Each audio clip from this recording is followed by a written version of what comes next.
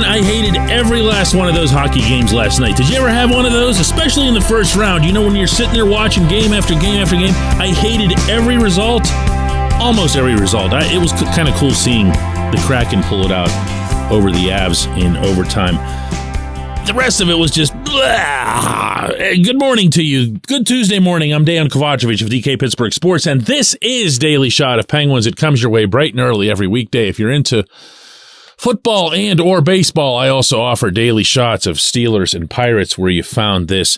No, I'm not going to rant on about the playoffs. Just the first thing that comes to mind from the hockey perspective this morning. And seeing Jared McCann get hurt on a cheap shot, late shot by Cale Makar. And it should have been the major that was originally called.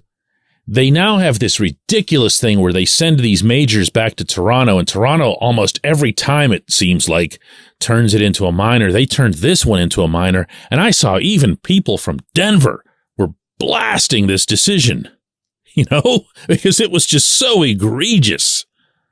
And anyway, sometimes that happens, man.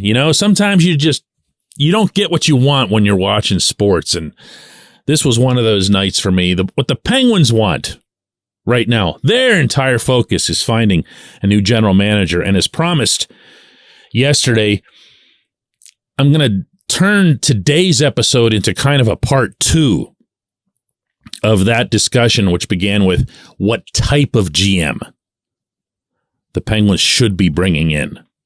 And I went through the whole nerd process yesterday. I say that lovingly. Please don't get mad if you're an analytics geek. Oh, wait, I said geek. Okay, nerd or geek, you have to just develop tougher skin, all right? Because that's kind of what that is. And I went through the mostly pluses that are related to having that type of GM in the modern environment, especially as it would have pertained to the Ron Hextall tenure, where mistake after mistake after mistake, chiefly that McCann guy, could have and likely would have been avoided.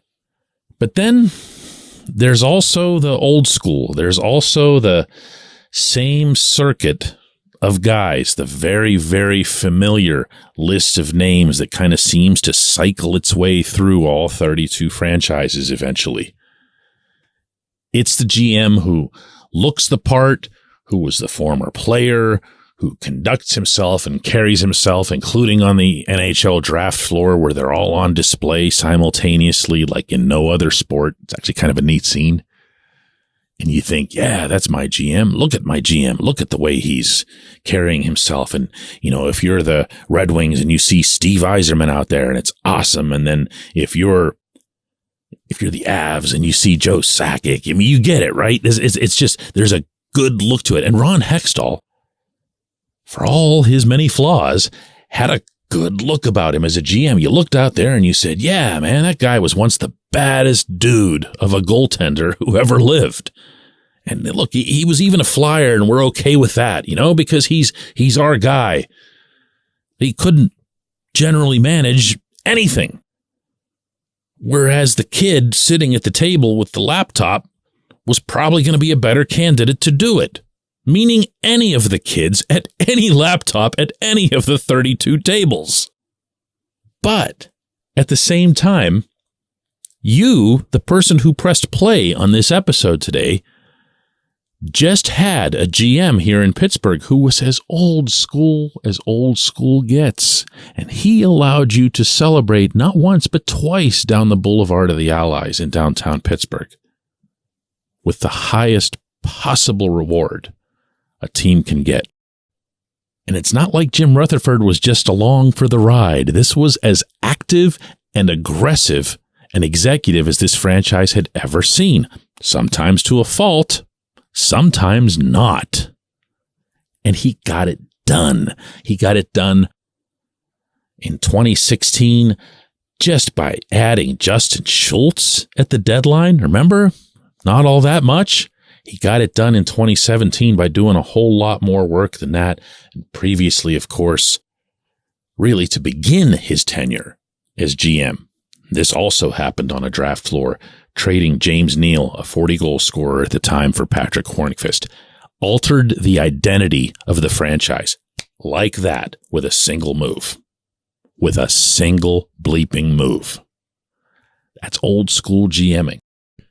You would not look at Neal's peripherals. You would not look at his inner statistics and compare those to Hornqvist's and say, oh yeah, Hornqvist's the guy you need.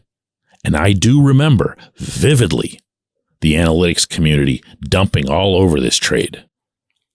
And all that trade did was set the stage for 2 championships.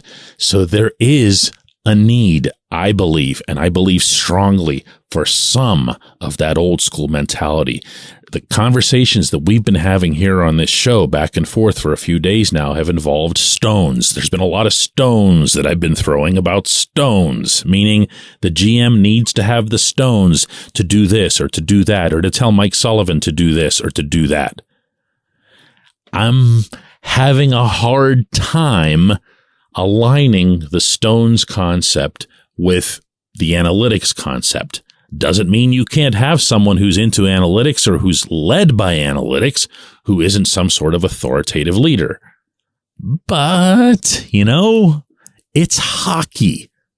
And hockey, maybe more than any of the 4 major professional sports in North America, is just so rooted and ingrained in the past. And you can say what you want about how much you'd like to change that, but you don't change it with a single move. You still need to have that presence in some form. So what's ideal? What's ideal?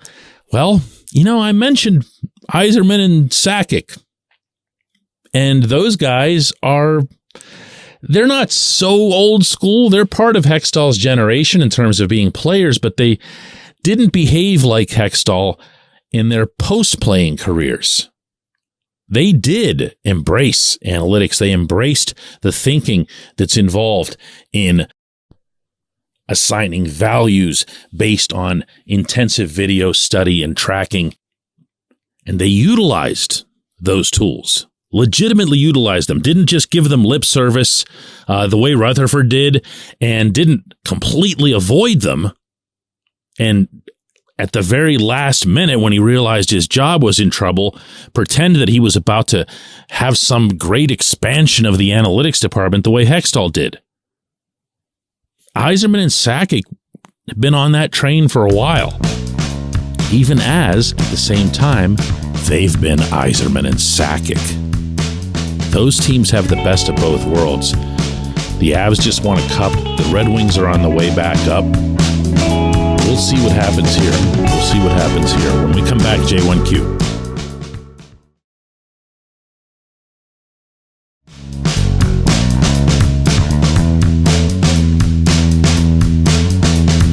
Today's J1Q comes from Dave, and he's referring to yesterday's J1Q, which was pretty strongly critical of my continuing support of Mike Sullivan as head coach of this hockey team. And Dave says, you nicely ignored the part in that J1Q about the team constantly blowing leads.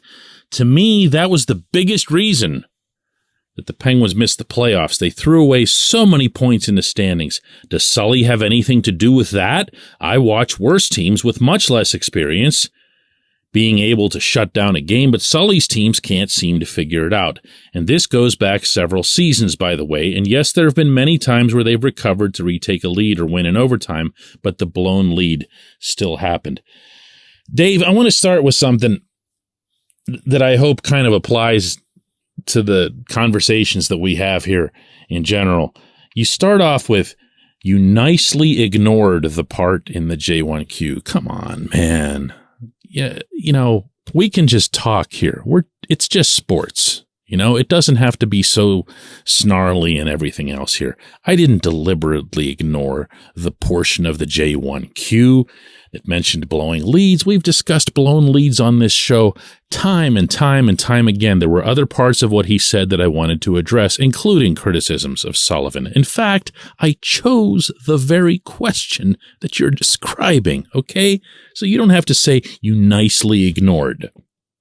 Secondly, you do say here in your entry that this goes back for many years, this problem of blowing leads. It actually doesn't. It was a massive problem this year. You might even be right that from a symptomatic standpoint, it did cost the Penguins a place in the playoffs. In fact, that's inarguable because all they needed to do was to beat the bleeping Blackhawks and Blue Jackets at the end of the season to make the playoffs.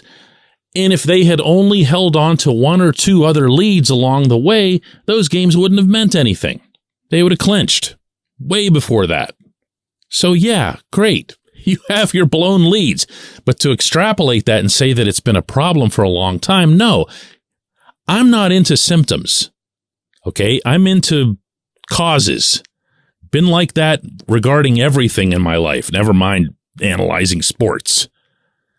The symptom is the blown lead. That's what results, okay? The cause was that they didn't get any kind of NHL-level goaltending for 5 out of the 6 months of the season. The cause was that the team had this weirdo lack of energy / malaise among its bottom 6 forwards.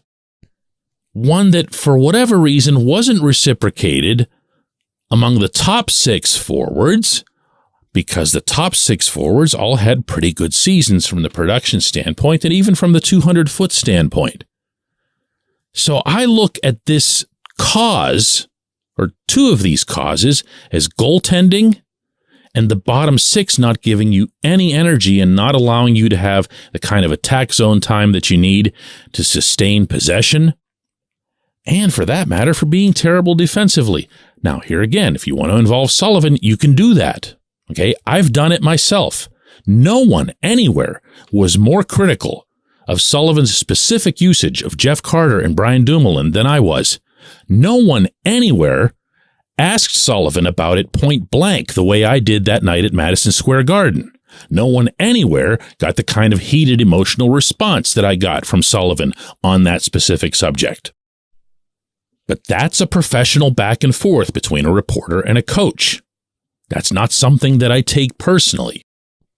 So I can hear him out. I can try to understand his logic. I still don't.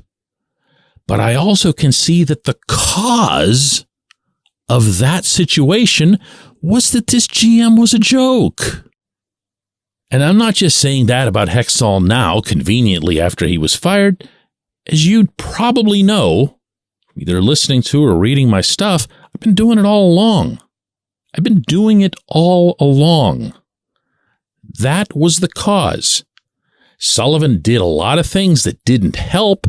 I don't believe that he reacted the right way to a lot of the things that were foisted upon him. I believe that he could have been, let's say, within the parameters of knowing that these are your bosses structurally, he could have found a way to push back, to fight back. Maybe he could have exhibited his own awareness, even to people like me and you, that he didn't want to be playing Carter and Dumoulin. I believe that he actually did want to play them. But to look at Sullivan as, the cause of this, to me, is crazy.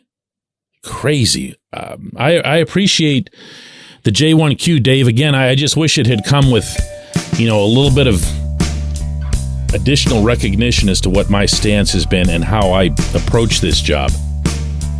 I appreciate everybody who sends in submissions. I appreciate everybody who listens to Daily Shot of Penguins, and we will do another one of these tomorrow.